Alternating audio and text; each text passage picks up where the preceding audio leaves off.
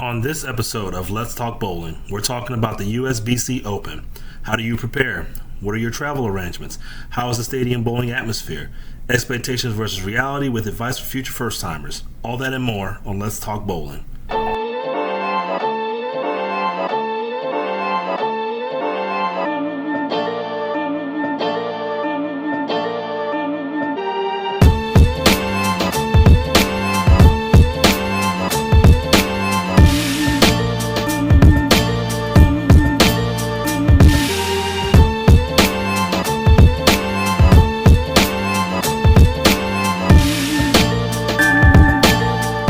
This is Let's Talk Bowling. I'm your host, Go Time, bringing to you Coach Geek and our guest today, Mr. Patrick.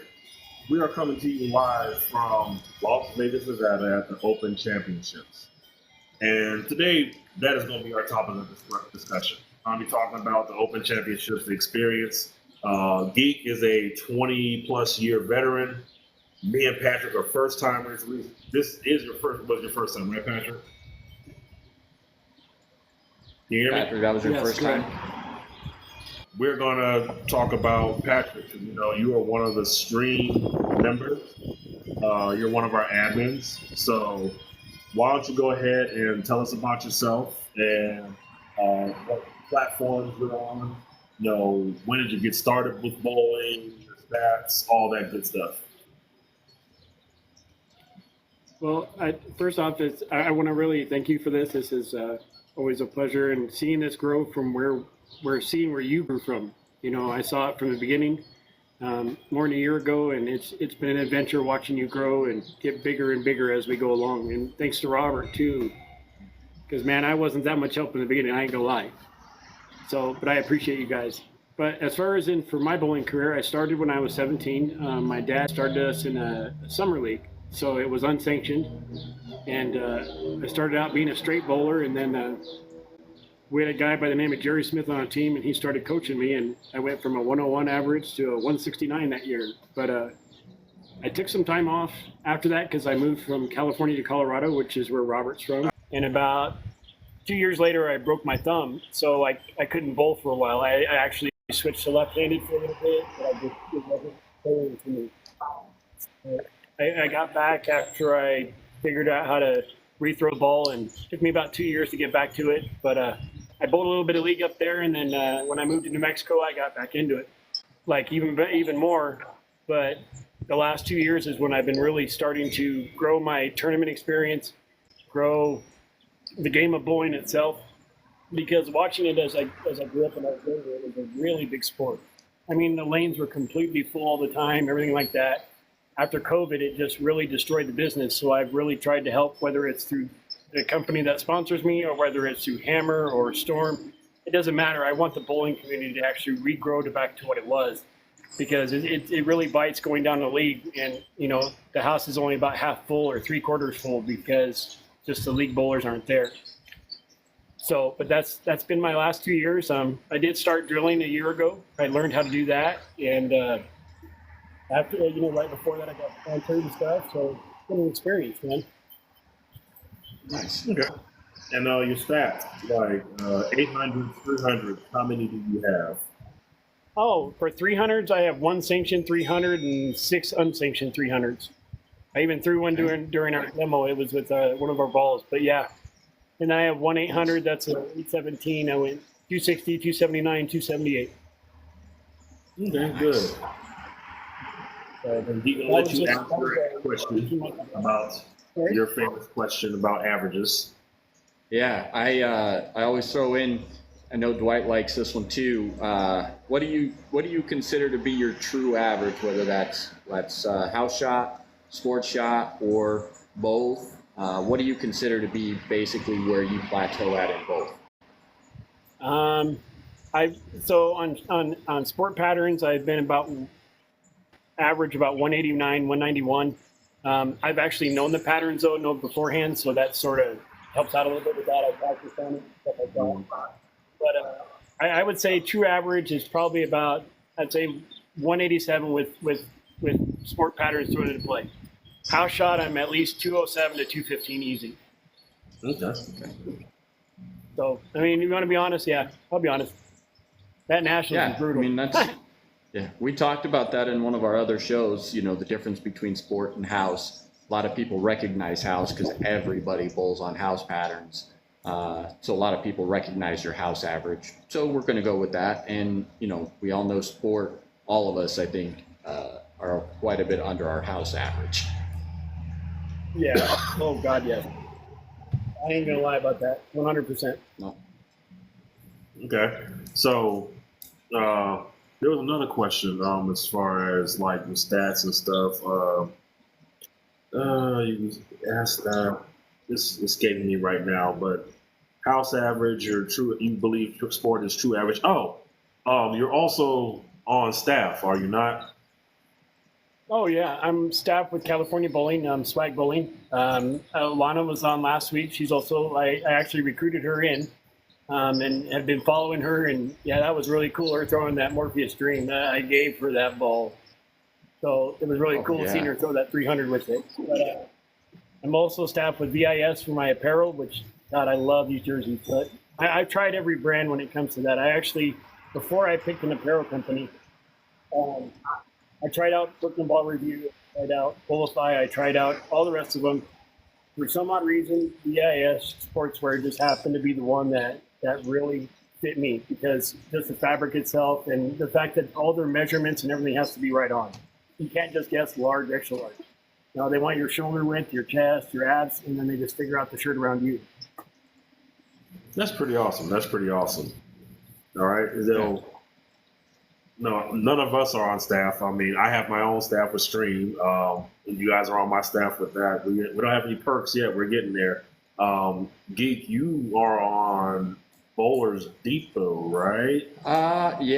I've been steadily building myself with Bowlers Depot. It's local here. We've got three shops here locally, but then they have a website. So I promote a lot for them. They help me out. You know, I don't get anything for free, but they give me staff pricing. I don't get a paycheck, but I'll take any perk that I can get with how expensive bowling is. So, and then L1 for apparel, like he was saying, Biz. I just got on with L1 and been enjoying that quite a bit. So. Yeah. Oh, I am on staff. I forgot. I'm with L1. I apologize if y'all are in the room. But yeah, being on staff is a great thing, but we're not talking about staff. We're going to be talking about that, and probably in a later episode, we want to know experiences. So, Geek, I'm going to let you start off this whole thing of how you got started with nationals, the drawback of what kept bringing you back, like. Because you're the elder statesman when it comes to experiencing this, so we should hear what you know, what you've done first off before we get into our experience, and see if there's any comparison and contrast between when you started to what it is now. Yeah, I started as a young whippersnapper way back. My grandpa and my uncle got me into bowling. We talked about that before, and my uncle saw me starting to grow into the sport a little bit and drugged me to my first nationals. I honestly would have to look up. I don't even remember where it was, but yeah, I have 21 years and I missed some years in the middle because, again, I was young, growing up, family, so I couldn't afford to go every single year, so I don't have 21 consecutive. If I'd have been consecutive, I'd be real close to 30 right now, probably, because my uncle drugged me in when I was still very young. As soon as I was old enough to bowl as an adult and hit my first adult league. And it was definitely something that once you go that first time, you're hooked. It's an experience like no other. I don't really know how to explain it to people who haven't been there. You guys are probably going to be able to really give that first timer's impression having gone this first time. But every single year I look forward to different things, the travel, seeing different places. Those were the things that really hooked me, like being able to travel around because I was bowling and seeing all kinds of the United States, different areas, small towns, Some of the big cities won't put this on because they just can't give up their convention center. So some of the small towns that I've gotten to see really were an experience I won't forget. So that's a lot of what hooked me, was just the opportunity to travel all over the United States into different places. So. Okay. And what was your first time, like when you first did it? Like, how did it feel? Like, like the atmosphere. What did they do? Yeah. When you first went? Because we're first time. So, what was your very first time like? Man, it was. I think I had first timers luck. I did throw. In fact, to date, it was my best series I've ever had in the tournament. I threw 691. I remember my uncle was beside himself, and I threw 691 in singles, and he couldn't believe it because the tournament's not an easy place to bowl. I was young, didn't know any better, probably throwing a little straighter than I do now. And everything just came together, and I had probably one of my best tournaments, my very first one out. And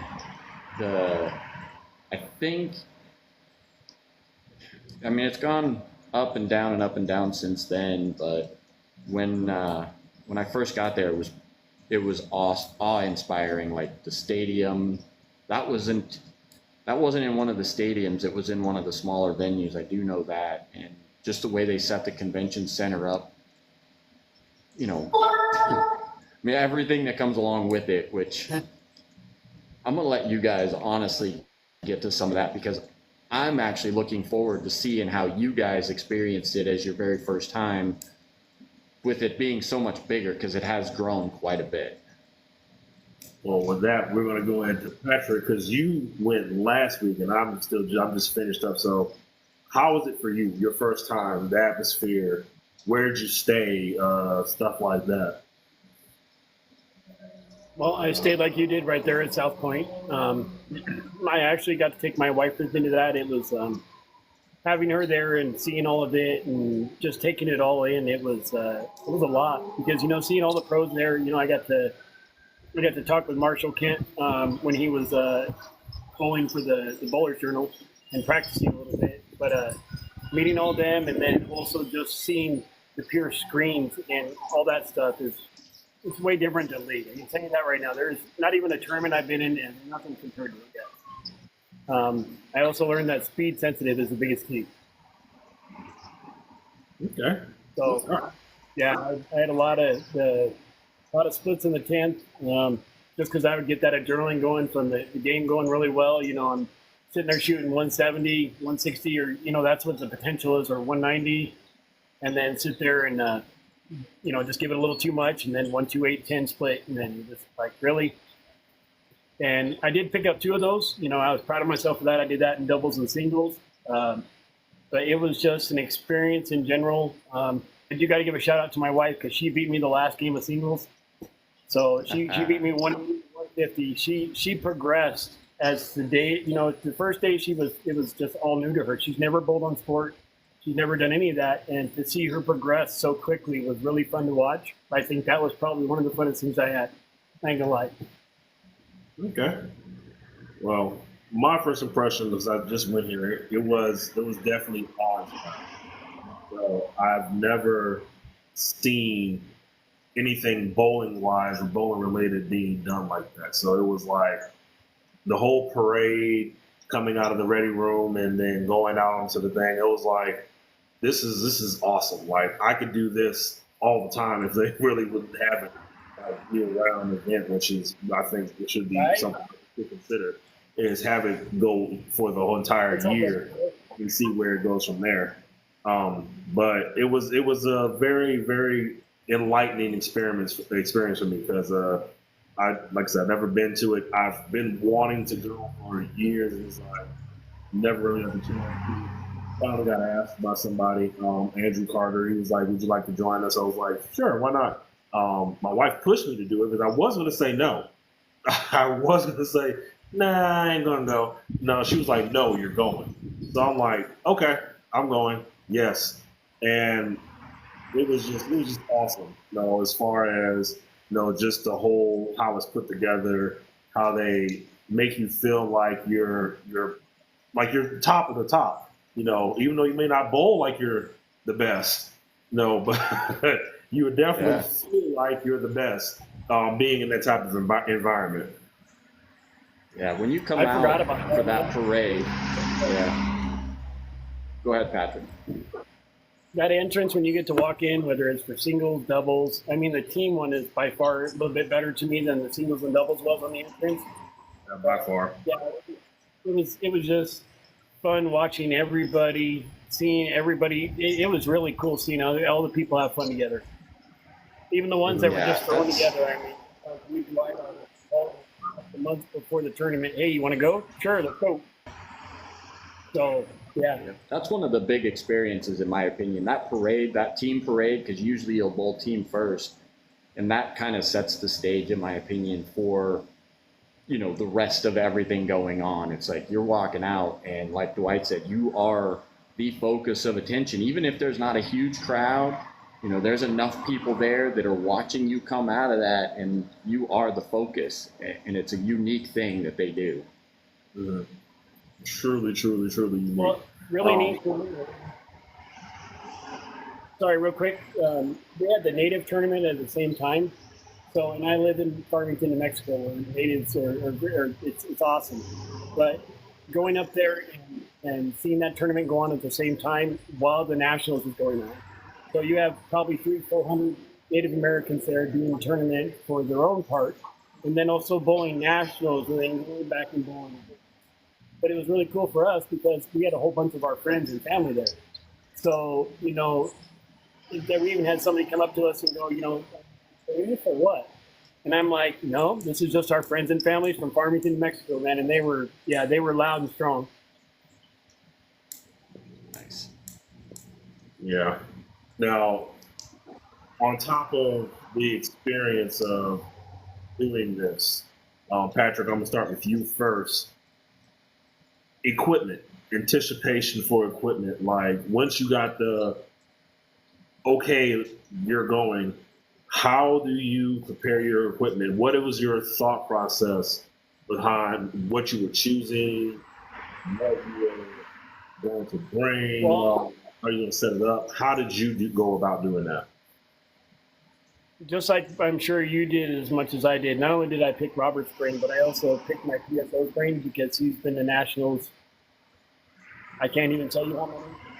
Shut up, the top Robertson, man. That guy he knows his stuff, and he sat there and straight up told me, you know, you need this, you need this, you need this, and then these three are your options. And we set up the whole bag all around that, and he was pretty close to right on. I mean, I really got with my PSO though. You know, he really knows my game. He knows how the bowling balls are set up, and he just, you know, getting his help and his advice sort of helped me a little bit. For some reason, I could not pick up a 7-pin to save my life, man. I think, I gave up at least 70-something pins just in 7-pins. And normally, I don't cross the lane normally to go across the 7 pins. I normally go through that or not pick that sucker up. It was like my kryptonite. Okay. All right. And for me, like you said, I prepared. I watched everything. I watched all the stuff beforehand, even if I was or wasn't going. So I always knew it was on sport. I always knew that the conditions were tough.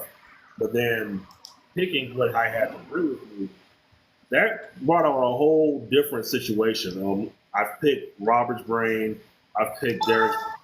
Picked people who've went. I've known at least 8 people that's went this year, and I've asked them all, what am I going to bring? What should I bring? What was it like? Just in total anticipation to trying to prepare.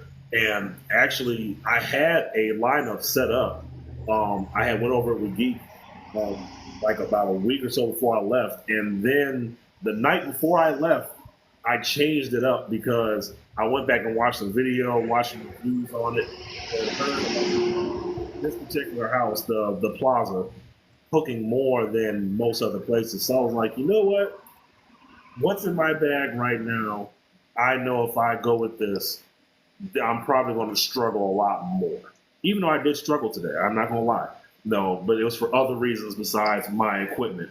But it's definitely a thought process. You can't just come out there bringing anything. You have to really set your bag up for some type of success. You got to set it up to where you have something that covers all shapes. For me, I mean, I even brought a urethane ball. I didn't throw a urethane in a long time. Did it work? No, it didn't work, not one bit. But that's probably because I didn't have it at 350 grit. I have no idea.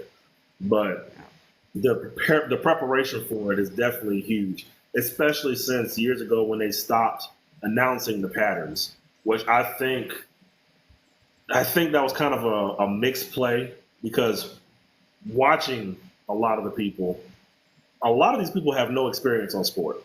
I can tell that from the scores. A lot of them don't. So that kind of would help them out. But then you had people like Matt McNeil, these big time bowlers and stuff like that, winning multiple years in a row because they know the pattern. They know what the volume is and how to go put it down, and then they get to practice on it and they come out, and it's not really fair to everybody else that these people know what they're doing, and this is supposed to be experience for everybody. That's what I pretty much looked at as far as equipment, choosing it, and anticipation and building it up is that. But Geek, what do you do, like, whenever you do get the chance to go? Man, I've done all kinds of stuff getting ready to go over a lot of years. Bought new equipment that everybody said was going to work, surface changes, symmetric, asymmetric. I think I've seen or thrown just about every type of ball over 21 years. Obviously, my beginning years, it was a little bit different because I was still really coming into the game. But I will say that having the right equipment, and I just take for every tournament, even if I know the pattern, I kind of have a set. I'm going to take these things, sanded balls, shiny balls, asym, symmetric, all of the different things, and I give myself a little bit of array of everything just in case something comes up. But I truly believe that tournament comes down to getting into a ball that's close and making good shots, because I've seen people with really poor decision making on a ball and still score somewhat because they find something that works and it kind of gets to the pocket. But as far as that goes, I mean, I take an array of equipment, but again, I've seen people buy balls. This is what I'm going to use. This is what's going to work. I'm using this for team. I'm using this for singles and doubles. And you just don't know because they don't give you that pattern. And the next thing you know, you're standing there with a bag that you can't even, that you're just lost. So I've seen all kinds of things like that. So like I was telling you guys, I have a set stuff, and last year specifically, I think I had the right ball and I skipped it in my bag. I went from something a little too strong, skipped a ball, went to something that wasn't quite strong enough, but I was so close to the pocket that it didn't change. So you just don't know out there. It comes down to precision and shot making, in my opinion. You just have to be able to repeat what you're doing. Yeah. And then, as far as travel goes, I know, Patrick, you drove, right? Yeah, it was a close drive for me. Okay. Well, 8 hours. Yeah, that's not that far. I flew, and this is for people who haven't been.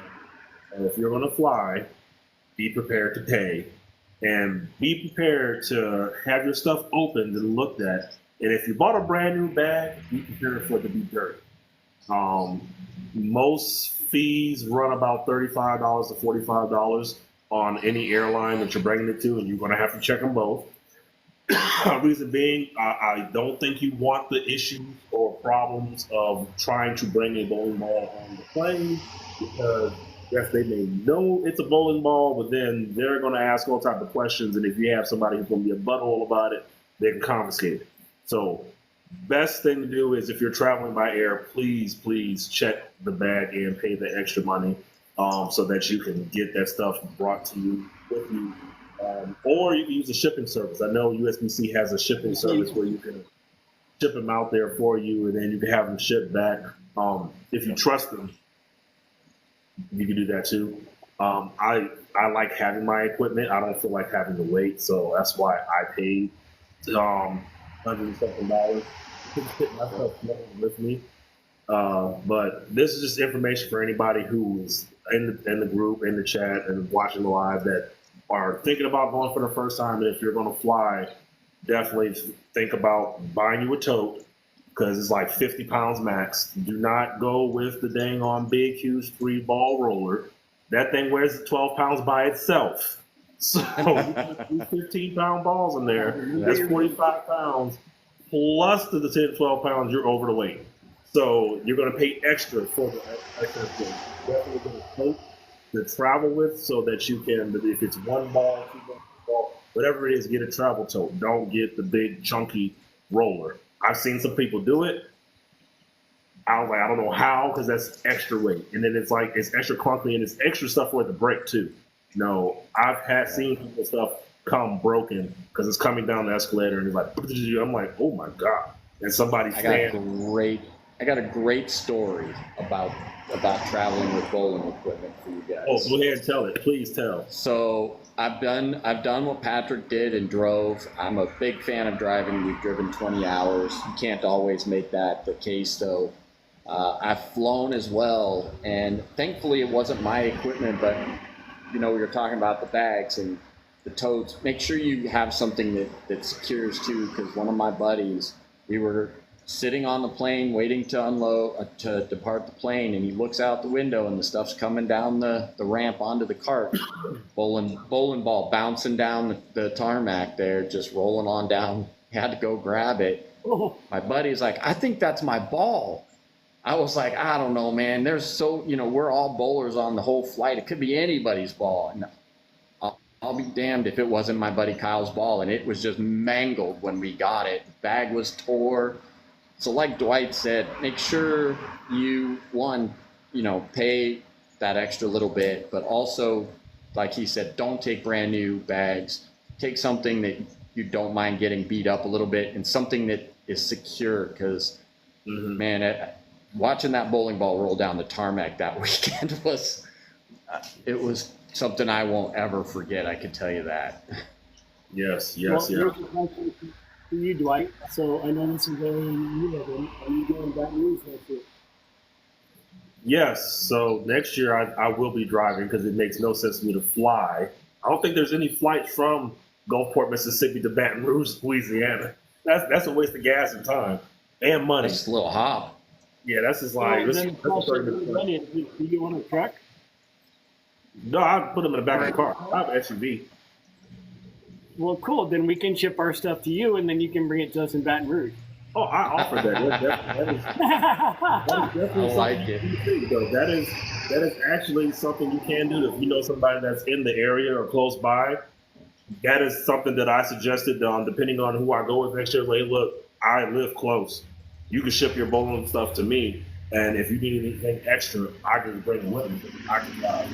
So next year, I'm definitely going, but I'm not sure who I'm going with yet. I know Geek is going to let me know if there's a spot available or not, but if there isn't, then I'm probably going to go with the same team. Yeah, I got both of you guys on the radar if we wind up with spots. Yeah. So, but I've already been invited. So if you need a team and he doesn't get one, let me know, because we got like 9 or 10. Yeah. So wait July, just give you a heads up. I'm thinking I might want to try to combine with you guys know Andrew Carter. He invited me, and he wants to grow it, and I think Stream is an excellent way of trying to grow that and get more people. And so I'm gonna have that conversation with him a little bit later. But to move on and move forward, bowling experience itself. The bowling experience itself. Patrick, I'm going to let you go on with this.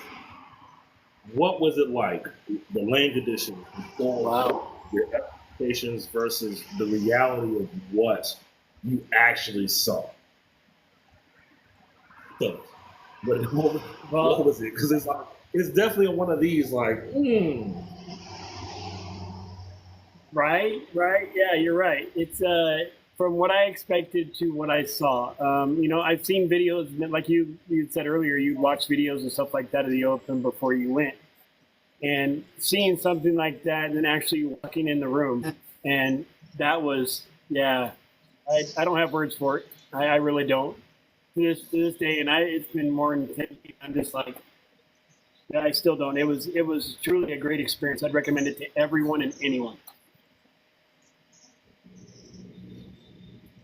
How about the bowling though? What did like the first impressions and the advice you got versus what you actually had on the lane? You know, the people who gave you advice, did they give you good advice? And when you actually got on the lanes, what changed and what, you know, just give us that first impression of actually putting the ball on the lane. It was really close to what people were telling me, where the shot was at, and then I think I had switched to a hybrid right off the bat, which gave it a lot of angle into the pocket, so it was reacting pretty well. And then I went straight to my pin down pearl, and besides me over speeding it a couple times, more than a couple, but yeah, that was pretty, a little bit harder than I expected. But bowling on a lot of sport patterns, it did require a little bit more forward roll for me, rather than angular into the pocket. So it was just a little different. I wasn't used to doing that more with my hand, trying to give it a little bit more forward roll compared to that full lift on the ball. So, but as far as it was still different, but still with what people had told me, it was really close. I just didn't perform right. It's on me. And you didn't get a chance to go this year, so next year you're gonna be able to tell us what you experienced, because past few years everybody's been able to bowl and stuff, but for me, it was like 50-50. And the reason why I say it's 50-50 is because from what I saw in the videos, you can see where the ball is going. And you can see how it's reacting, even though you can't really tell what type of ball they're actually throwing sometimes or what's the finish. And it's like, it looks like it should be there. You have a general idea versus what I got there and actually threw the first few balls. I've been working on my game and trying to make myself a lot more fluid and slower in my approach because I have very fast feet. I'm not Fred Flintstone, but I'm close because I move pretty quick. I'm a short guy. So when I go, I go. And it was like stepping up on approach gave me an insight that most of the people didn't have, because everybody was standing by the dots. And most people don't really pay attention to this, that the dots in every single cylinder is not standard. No, yeah. The dots some of them are closer, some of them are further back. Some of them, the ball returns are right next to certain dots. Sometimes it's behind. It was definitely a different setup. So I just looked for a spot that seemed like something similar to what I'm normally used to doing, and I threw the ball and went from there. Now, as far as what to use, no, I used my Hellcat a lot. I did. It was a solid put-down ball. It got down the lane pretty decent. It had a decent amount of back end. It was a really good ball for what was out there. But as the lane and as the game progressed and people started throwing stuff and throwing different things, which in the last 4 years of sport bowling, I learned that it's not just what you're bowling on, it's who you're bowling with. Things got a little interesting with 10 people on the lane, and also today with just 4 people on the lane. It was definitely different. I wasn't looking at 10 like everybody was suggesting down lane. I was looking like at 7 and 8. And the ball was peeling off and coming into the pocket. I mean, that's how I shot. I went 156, 173, 326 on my team's set. And the only reason why I did bad the first game was because I wasn't in the Hellcat. I was in something completely different trying to make 10 work. And I was like, 10 is not working. 10 is not working, and I don't know why. And it's like, okay, well, let me go to this ball that I know this should work. And instantly from the second game on, started stringing strikes, started getting good breaks, good carry. And I was like, okay. So for me, 8 was the break point, not 10 down lane. And it was interesting to watch. Another thing that was very interesting is, expectations versus realities. I like to get the places early like this in tournaments and do my research first. And I got in Tuesday, and I came to the room, put my stuff up, and then I immediately went straight to the plaza. And I watched singles and doubles. I watched the teams at least 2 times before my actual shift started the next day. just to gather as much information as I can. And just the thing that got me the most was everybody was throwing something shiny. Everybody was throwing something shiny. And I'm like, do they not see that this is not really the play? Because I'm watching, and it's not just high rev bowlers. It was lower bowlers, medium average bowlers. They were always throwing something shiny. And they had very erratic reactions. It was like, if you got it out too far, it didn't come up. If you got it in, it jumped. And it was just like crazy. The same thing with singles and doubles. I'm like, why is everybody throwing something shiny? So once teams came and I actually was just really paying attention and locked in, I was like, all right, let me go to a solid. Because everybody else was throwing either urethane or something shiny. And then lights out. Now, come to today, I ended up learning the real definition of what they meant by switch zones. No, Andrew Carter, who I said invited me, threw urethane for the first 2 games of doubles and completely turned the shot from a 41-foot shot to like 46 feet. Now, he was slow rolling it. He was hooking it. He shot very well. I'm not knocking anything he did, but if you're going with the group, also have some type of game plan with whatever you think you see, because in doing that, it kind of made it more difficult for me and the other 2 bowlers who was on the pair with him, because he's slow rolling it, and then we're trying to do something similar, but then it kind of made them very, very hard for us. But he was sitting there striking that wheel like he was hitting on the headpin, he was going Brooklyn, everything was just falling. I'm like, I can't even catch a break. Like, what in the world is going on? No, but at the end, I caught on. I was like, okay, so this is what they mean by switch zones. And I moved left and threw out to where the carry down was, and the ball reacted a whole lot better. I was like, oh, light bulb went off, So it was definitely, I don't blame anybody for not being able to adjust. I don't think the balls that I had in my bag were wrong. It was just I made the wrong adjustment. And you got to be able to admit that, hey, I did this wrong. Because had I moved left early and used my Hellcat, I would have been keeping up with him. But I didn't, because I was thinking, like house shot, if there's carry down, move on top of carry down. I learned today that that's not true with sport.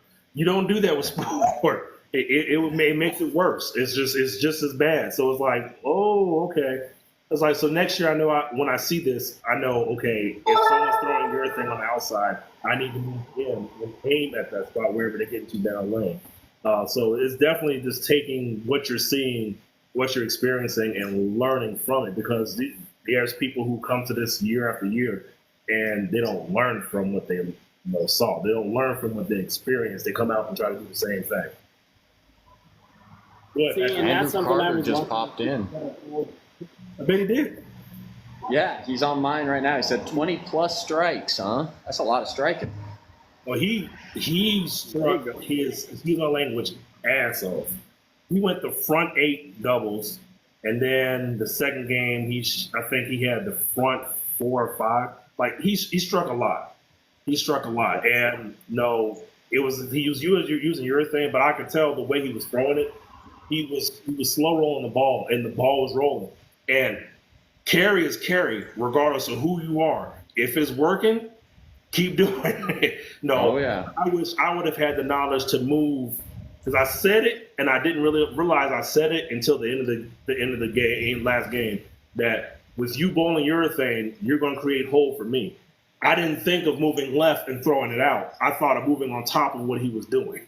So it was like, I kicked myself in my own butt, because I said it and I didn't realize that what I was supposed to do was move left and play off of his hold that he created. If we would have did that, if I would have did that, we probably would have did really well in single and doubles. But I kind of held him back, and I was the anchor. He was just saying too, pretty much what you just said. You slow roll into that carry down and let the ball come in out of it. Yeah, I couldn't do it with the equipment I had. He was able to do it.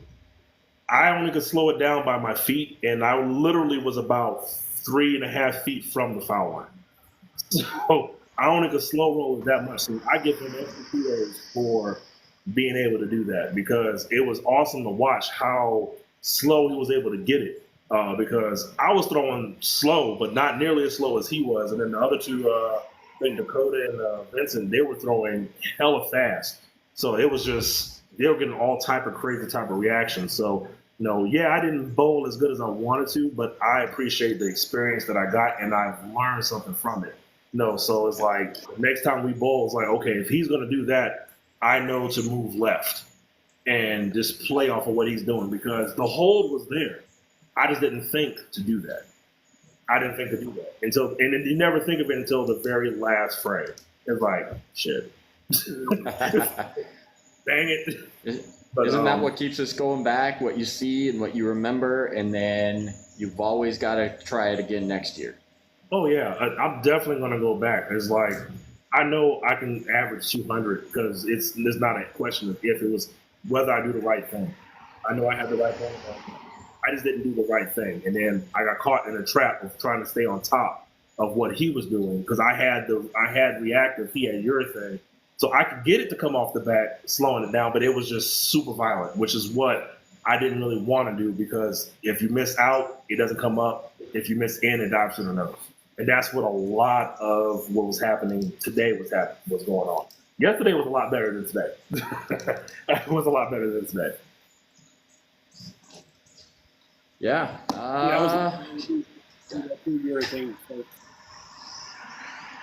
Next year, if I do bring urethane again, I think I will put it at 180 grit, just to spite everybody.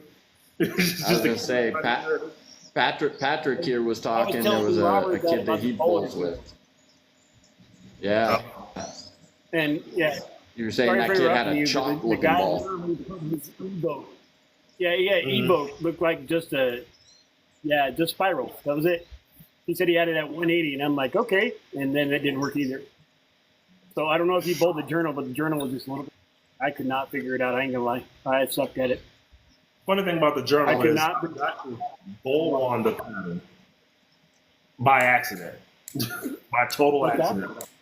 The journal pattern, which is the singles and doubles, I got to bowl on it by accident. So they opened up at 7 in the morning, the actual bowling alley for South Point, not the plaza. And I went out thinking I was going to be able to bowl on a house shot and get some practice in. On the whole, they put the house shot on top of the singles and doubles pattern. So, and I had only brought like 2 balls down. I was going to bring all 6 bowling balls down to the bowling alley. Like, really? No, that's too much. I'm thinking I could bring these balls and be all right. Man, I was like, and I went to the desk and I was like, ma'am, can I ask you a question? She was like, yes, sure. What do you want to know? I'm like, you guys had the tournament last night, right? Because the way it was playing, it played exactly like a sports shot. And she was like, yeah, but we oil every single morning. Like, yeah, but we re-oiled on top of what was there. I was like, oh, okay. And I was like, I just went back and oil everywhere. Yeah, it was literally super speed sensitive. It was nothing like when singles and doubles started. It was more like when singles and double was ending. And I was like, this is rough. So I figured I had good intel, but I was bowling by myself. So I wish I would have had somebody there with me so I could see how I reacted. And it was like, okay, now I know what to do. Which is one thing I think I would recommend for anybody going for the first time is get there a day early, bowl the journal, or if you can, practice at the center if they do have lanes after to get some type of shot on it. Get as much information as you possibly can before you go out there.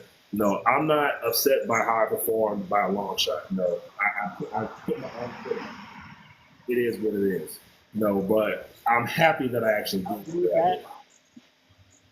Yeah, so Patrick, you did bowl the journal, which is another tournament down there. Go ahead. Correct. That one, like I said, I got lost on it. I won't lie. I was watching somebody else throw on it, and then just watching the way. Yeah, I have no idea. I ain't gonna lie. I was nervous. I did that before I played in the tournament, just to shake off the travel, the stress of doing good in the tournament, all that. I really bowled that to just shake everything off and try and, get a focus going for the Nationals tournament itself. Yeah. So I agree with him. I recommend going and bowling, whether it's practice, whether it's the bowler journal, do something to get that that negative energy or the anxiousness out of your body so you can do good. Yeah. There's for anybody watching who hasn't been, there's, along with the Nationals, they always have the Bowler's Journal tournament alongside the Nationals tournament. You can go in, it's a completely separate tournament. You go in, you pay, you get in, and it's a big tournament, kind of like Nationals, but it is something you can go and knock the rust off. The other one that also usually is there, I don't know if you guys caught it, but the 40 framer, they usually have a 40 frame tournament there somewhere too. They got rid of it. They got rid of it? Okay. I bowled in their 40 frame tournament a lot of years. And if you wanna knock the rust off and really get the jitters out, because it's more of a fun tournament too, without its own set of jitters, because it's got all kinds of different ways that you can just have fun with it. That one was always a really good tournament to bowl in before bowling in the actual match. I was actually looking forward to that when I came. And then I heard they got rid of it like, I want to say two or three seasons ago. They got rid of it. Why? I don't know. But I've always heard about the 40 frame game. I've always wanted to do it whenever I did get the chance to come and do this tournament, and it's gone. So that is definitely one thing that we've lost, over the last few years. Hopefully they bring it back sometime soon, just to move forward. With it being in Baton Rouge next year, I have no idea where the Bowler Journal is going to be. Either they're going to do one or two things. They're going to have a separate set of lanes in the convention center, or they're going to go to the only house in the city. Because there's only one bowling lane in Baton Rouge, and that's All-Star Lanes Baton Rouge. And it's 64 lanes, and I'm not sure renting that out for 6 months, however many months the tournament runs, just for the tournament's sake. Yeah, I bowled in Baton Rouge. That sounds familiar. I think they do. You usually don't have, like Patrick, you ran into some really full squads, but I've bowled the Journal, and usually it's not as full as that. So that was, when you said there was a wait list for the Journal, I was like, wow. There was. That's something new. Yeah. Even Dario Payak couldn't get into it. So it didn't matter who it was. If you didn't pre-plan for it, you weren't bowling it. Mm-hmm. It was definitely because they had the sign-up list open at 7 o'clock in the morning when the Bowling Alley opened for people to sign up, and I ended up getting to see Anthony Simonson. He walked in that Tuesday before I bowled. That Wednesday before I bowled, and then before leaving today, I saw Robert Smith. He was in there about to bowl his set for the tournament. A lot of big names was out there. I even got to see Coach C, who was a TikTok bowler. He had a team out there, so it's also a great opportunity to meet and see a lot of different people that you see on YouTube, on TikTok, stuff like that. So definitely it's a great experience to go walk up and say, hey, look, I said go time. And it was like, oh, yeah, I like your video. It was like, oh, thank you. At least you know me from something other than bowling. Patrick, you bowled with you had Marshall Kent on your squad, right? Yeah, he was in the Bowler's Journal, and then he ended up being in my team squad, which, yeah, he ended up killing it that day. I think they shot, they're in, third or fourth or something like that. They ended up shooting like 32. Yeah, Jake Peters was fun to watch that. There's a lot of, if you want to see a lot of the big time bowlers, big pro bowlers, this is the tournament definitely to come to because they come. So, like, I wasn't expecting, I mean, even though Anthony Simonson lives here in Vegas, I wasn't expecting to see him for real, in the body and the flesh at a tournament throwing the ball. Like, I wasn't expecting that at all, or to see Robert Field. But Patrick, with this being our first time, what suggestions would you give for a future first timer? Any advice, anything that you would let them know, hey, these are the things that you need to do. What advice would you give? I would personally just say enjoy it. Don't expect a lot, but just enjoy the experience and take it all in. As far as in bowling part of it, try and watch the shot come to you and just like you said with the urethane and stuff, just really let the ball go into that. And I think that was the coolest part for me. But the whole experience itself, I mean, next year, yes, it'll be down a little bit because it's not, but still the tournament makes you feel really important. So that's something where you always want to try and do good. And I think that's the other part is, like I said, that let the game come to you instead of trying to overthrow the game. Mm-hmm. Facts. My suggestion would be pretty much the same, is also keep an open mind. If you don't know how to adjust on sport or you never bowled on it, go bowl on sport. Even if it's like for a couple weeks, get some type of experience on how sport patterns react. And then you have a better chance of doing some things. I mean, you're not going to learn everything because you're not doing it all the time. I was talking to a guy who I met down at the USBC lounge earlier. It was his first time bowling on sport, and I was saying to him, I really wish that USBC would make it a regulation to where leagues are required to be at least a challenge pattern. That's the only downfall I take away from this league is I don't think the USBC enforces tougher patterns enough in order for a lot more people to play. Because for this many people to come to this tournament from February all the way to the end of July and pay this money and get in brackets and come to hotels and all this stuff, they should have a better chance of trying to win.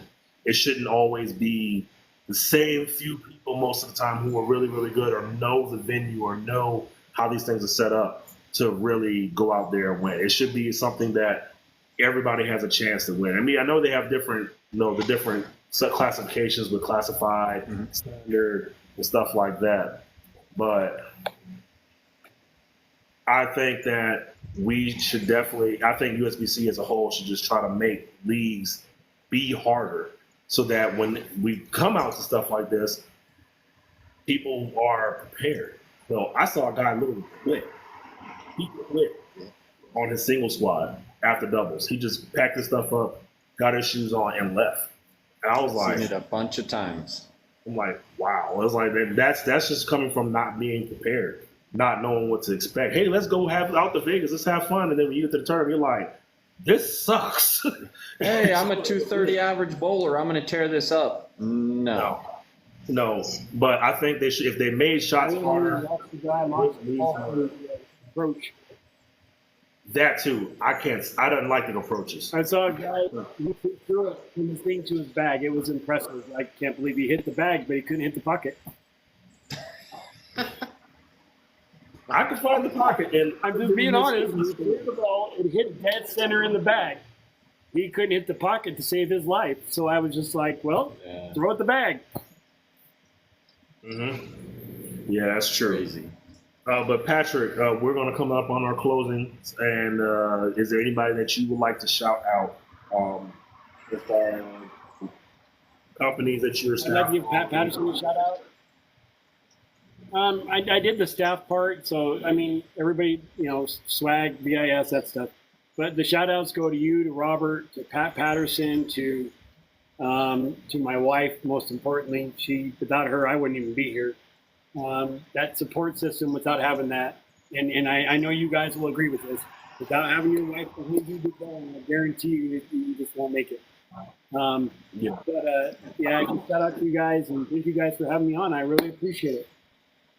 It's been great. It's you. This one we ran a little bit long, but it's definitely it's a topic that is worth talking about because this tournament is pushed so hard and not enough people know about it. So it's okay that we went over our time a little bit more because this is a lot of information that goes into this tournament. I want to let everybody know in my chat and Robert's chat and your chat that don't shy away from this tournament. Go. If you are competitive and you want a really good experience, like you said, Geek, with traveling to different places, that's the cool part. Traveling this is definitely something that you will want to be a part of. Stream is going to be trying to make teams. I'm going to try to start making connections to people who are trying to put teams together. Derek Parsons, he was on our show a couple weeks ago. He said Jacksonville, Florida has 12 teams going. I think you said you have like 8 or 9 people going. Geek, you have 4 teams that I'm with. So I really see this turning into something that we could have 20, 30 something teams show up under one banner, and not just one person get the credit. We all get we all will share in that. Because I like the announcements of the people bringing teams.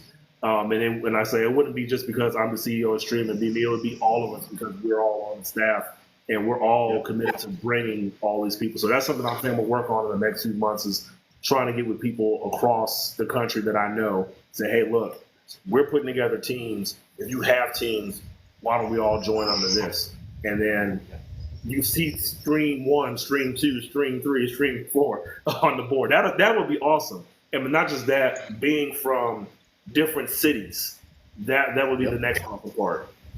So that would be good stuff. Now, Geek, I'll let you go ahead and talk about what the next week's topic is going to be. Yeah, so next week we've got another one of our admins, Joshane, right? Hopefully I said it right. Joshane Lagarde. Jashawn. Dwight, maybe. Jashawn.